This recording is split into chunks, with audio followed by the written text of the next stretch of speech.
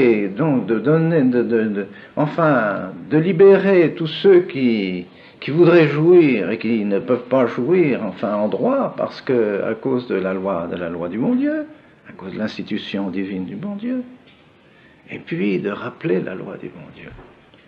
C'est quand même terrible, vous savez, c'est terrible, terrible, terrible. Terrible. Libérer l'amour, vous vous rendez compte? Alors ça aurait été, si le pape, évidemment, s'il avait prononcé la libération de l'amour, soi-disant, alors ça aurait été un succès énorme, il aurait eu un succès formidable, n'est-ce pas, dans le monde entier. On aurait dit, enfin, un pape qui comprend les difficultés des gens mariés, n'est-ce pas? Enfin, il a compris. Enfin, on l'a compris. Enfin, l'Église a compris. Alors, pendant 20 siècles, on n'avait pas compris. Pourquoi c'est plus difficile maintenant, diront certains? Ah oui, mais dans le temps passé, c'était comme ci, c'était comme ça. Dans le passé, les gens étaient mariés comme ils sont mariés eux-mêmes. Il n'y a pas de... C'est ridicule. On voit toujours son temps autrement qu'étaient les autres. Les autres ont eu la même concupiscence, le même désir de la chair, les mêmes difficultés. Mais non, alors là, il faudrait croire que maintenant, c'est comme ça, n'est-ce pas? Mais précisément, pourquoi? Parce qu'on n'emploie plus les moyens. L'Eucharistie était le remède, justement. Les gens communiaient beaucoup plus autrefois. Les chrétiens se nourrissaient de l'Eucharistie. Et l'Eucharistie est un remède spécifique, particulier, précisément pour diminuer, étant donné que nous recevons l'auteur de toute la vertu, l'auteur de toute grâce en nous, celui précisément s'il y a une nourriture qui est contraire au péché et contraire à la concupiscence, c'est bien notre Seigneur Jésus-Christ. Dans la mesure où on se nourrit de notre Seigneur Jésus-Christ avec des dispositions nécessaires, mais c'est pas possible autrement. La concupiscence diminue, le feu de la concupiscence diminue, et les âmes demeurent dans la paix. Elles ne sont pas tourmentées toujours par ces problèmes, n'est-ce pas?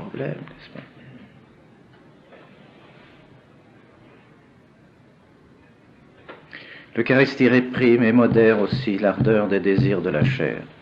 Par cela même qu'elle augmente dans le cœur le feu de l'amour de Dieu. Elle éteint nécessairement celui de la concupiscence. Alors on ne communie plus, ou bien ils communient maintenant quand ils vont à la messe, sans se préparer, sans confession, sans... Ça n'est plus une communion, ou bien c'est une communion sacrilège, ou bien la messe n'est pas valide et ils ne communient pas. Donc tous ces gens ne sont pas soutenus par la grâce de notre Seigneur.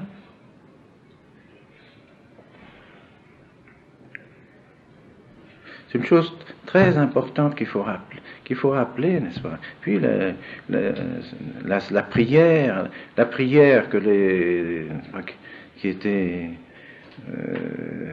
prière dans les familles, prière dans les foyers, réception de la Sainte Communion, réception du sacrement de pénitence, tout cela aidait évidemment.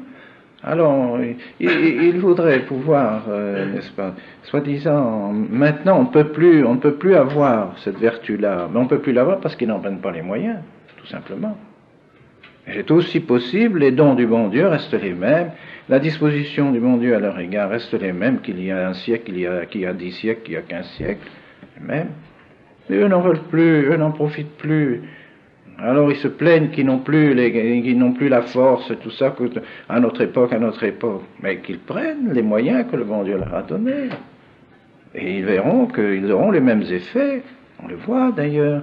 Il y a encore, grâce à Dieu, il y a encore des foyers chrétiens, des foyers qui vivent dans la continence, qui vivent comme le bon Dieu leur a demandé de vivre, en parents chrétiens, et en désir d'avoir beaucoup d'enfants et d'élever leurs enfants chrétiennement, et voilà, voilà ce que le bon Dieu a demandé.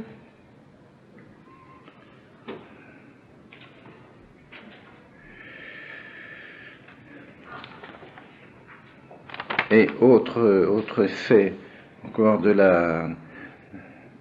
l'Eucharistie, c'est aussi que l'Eucharistie est un gage de la vie éternelle et de la résurrection de nos corps.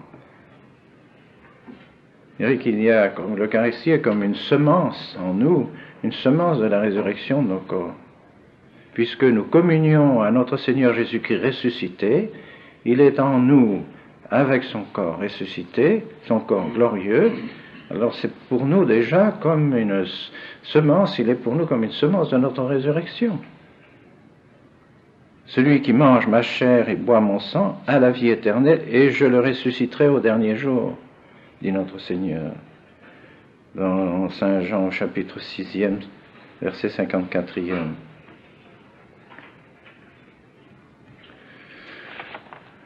Aussi, tous ces rappels sont tellement beaux, tellement consolants pour nous, et nous avons tellement à remercier le bon Dieu de pouvoir nous approcher de la Sainte Communion tous les jours. Nous devons le faire avec les meilleures dispositions possibles, car il ne faut jamais oublier que les sacrements produisent la grâce dans la mesure des dispositions, dans la mesure de nos dispositions intérieures. Elles produisent ex opere operato, c'est sûr, ex opere operato, c'est-à-dire par le fait même que nous recevons le sacrement, la grâce est produite, mais dans la mesure des dispositions, dans la mesure où nous ne sommes pas attachés au péché, dans la mesure où nos cœurs sont vraiment disponibles et disposés. Et en cela, justement, pour nous disposer, rien ne nous dispose aussi bien, je dirais, à recevoir le sacrement de l'Eucharistie que de méditer le saint sacrifice de la messe. Parce que le sacrifice de la messe est une source aussi de suggestion, d'encouragement, de pensée, qui nous mettent dans les dispositions de charité à l'égard de Dieu et de charité à l'égard du prochain.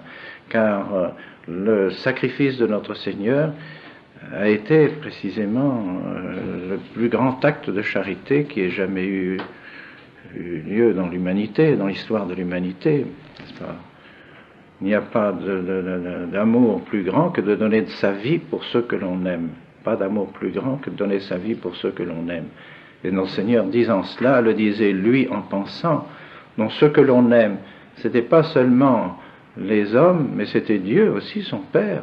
Il a donné sa vie. D'abord, il faut bien toujours penser que le sacrifice de notre Seigneur a été pour rétablir la gloire de son Père, par amour pour son Père.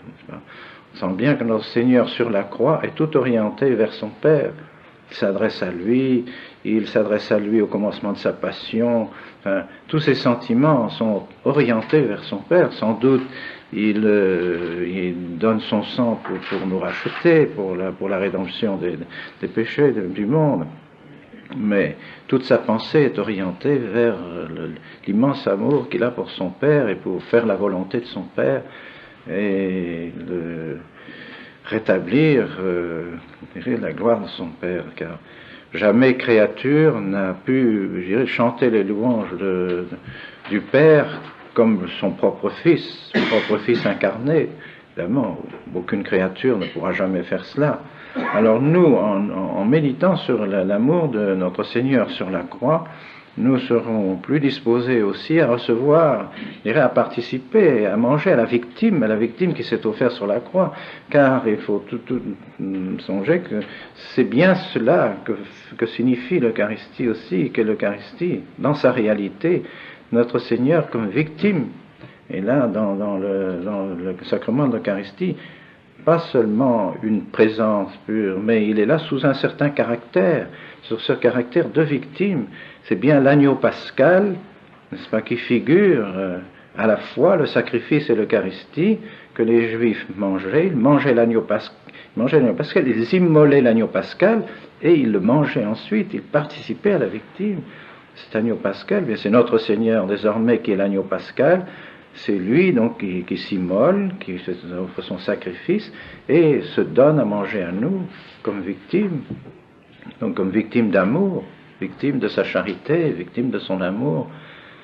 Alors je pense que ces considérations nous mettent dans d'excellentes dispositions pour recevoir notre